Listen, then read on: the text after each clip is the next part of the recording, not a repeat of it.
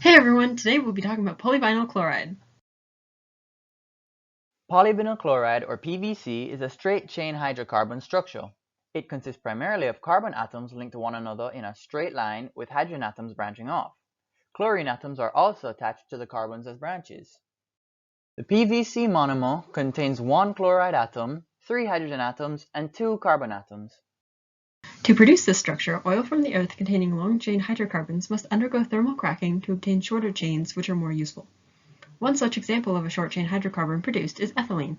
Chlorine can be extracted from common table salt dissolved in water via a process called electrolysis, which produces pure CO2.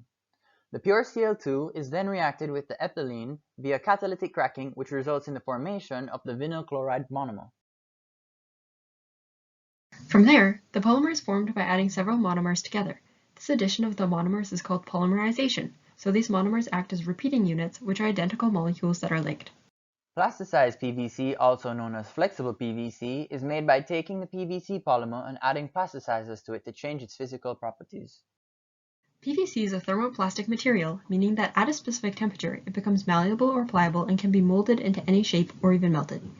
This is due to the intermolecular forces holding the polymer chains together rather than the chemical bonds which would make it harder to break. Unplasticized PVC is a rigid and stiff material which gives high resistance to impact and weathering. It is also chemically and corrosively resistant. The stiffness of the material is due to the relatively high density of the polymer due to the chlorine atom, as well as the minimal degree of branching, which also permits for stronger intermolecular forces, higher tensile strength, and lower optical clarity. As a solid, PVC is a brittle white material that can be processed into two different types with different properties: plasticized PVC and unplasticized PVC. Plasticized PVC is a much more durable and flexible material as a result of the additives. It can also be used at low temperatures and is resistant to chemicals and corrosion. Due to these properties, PVC has a large variety of practical applications. Rigid PVC is commonly used for piping and is also present in electrical equipment such as switches.